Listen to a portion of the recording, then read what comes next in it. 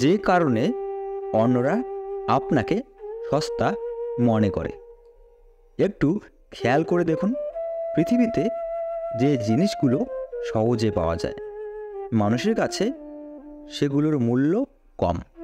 একবার অনুভব করার চেষ্টা করুন তো, 5 মিনিট অক্সিজেন ছাড়া থাকতে পারবেন কি না?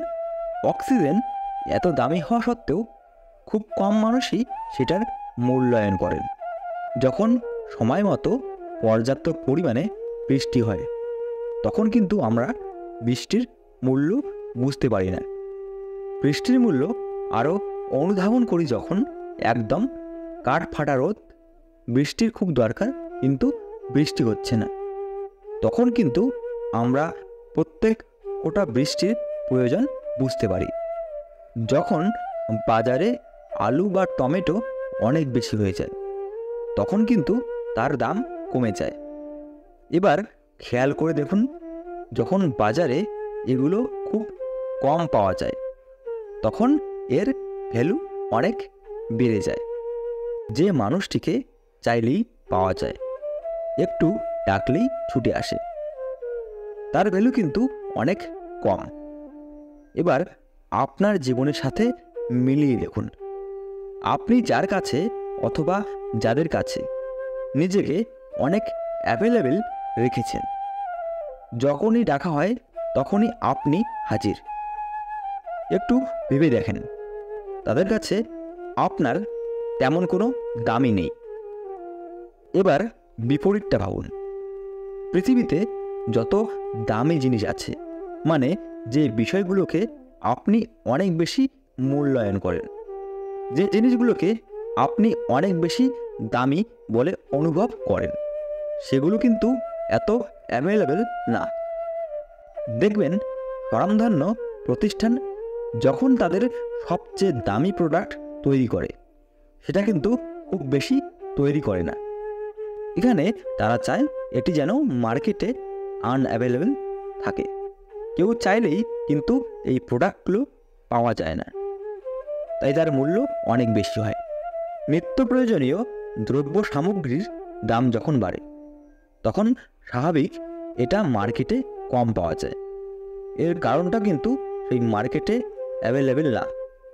আমরা মনে করি এটা বাজারে নেই, আমার দরকার, কিনতে হবে, তখন সেটির জন্য বেশি টাকা খরচ করতে দ্বিধাবোধ করি না।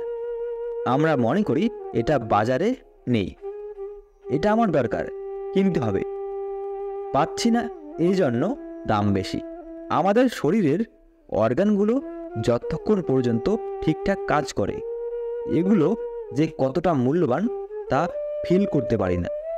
যখনই কোনো একটা অর্গান নষ্ট হওয়া শুরু করে তখন আমরা অস্থির হয়ে যাই, ছুটতে শুরু করি বিভিন্ন ডক্টরের কাছে বা হসপিটালে, কারণ তখন আমরা বুঝতে পারি আমাদের এই অর্গানগুলোর লিমিটেড। নিজেকে অন্যের কাছে অ্যাভেলেবেল না করে লিমিটেড করে দেখবেন, অন্যরা আপনাকে গুরুত্ব দেওয়া শুরু করবে।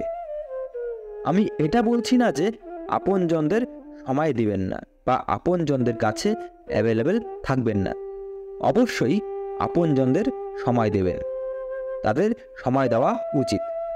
আমি শুধু এইটুকু বলছি, যারা আপনাকে তাদের কাজে ব্যবহার করছে, এমনকি বারংবার আপনাকে ব্যবহার করছে, আর আপনি বারংবারই নিজেকে অ্যাভেলেবেল রাখছেন, এভাবে একটু একটু করে আপনার মূল্য কমে যাচ্ছে।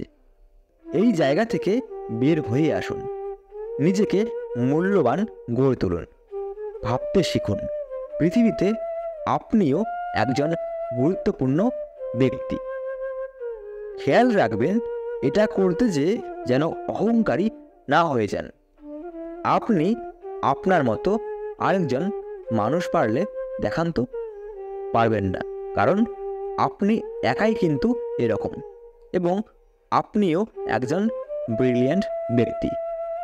মনে রাখবেন, এই পৃথিবীতে you are very expensive creation.